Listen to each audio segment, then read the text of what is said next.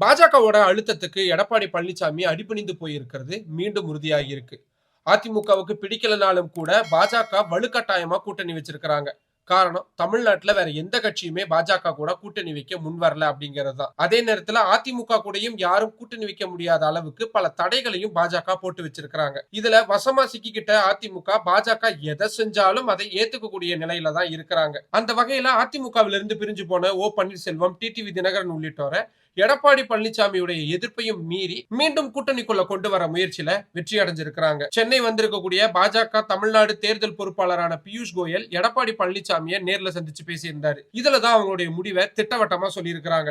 அது மட்டும் இல்லாம கூட்டணிக்கு இவங்க 2 பேரும் வந்தா ஓ பன்னீர்செல்வம் தரப்புக்கு 6 தொகுதிகளையும், டிடிவி தினகரனுக்கு 11 தொகுதிகளையும் ஒதுக்கணும் அப்படின்னு பாஜக தலைமை எடப்பாடி பழனிசாமிக்கு உத்தரவு பிறப்பிச்சிருக்காங்க அப்படின்னு தகவல்கள் சொல்லப்படுது. இத நிச்சயமா அதிமுக தொண்டர்கள் ஏத்துக்க போறதில்ல. ஆனா அதை எப்படி எடப்பாடி பழனிசாமி சமாளிக்க போறாருன்னு தெரியல. பொறுத்திருந்து பார்க்கலாம்.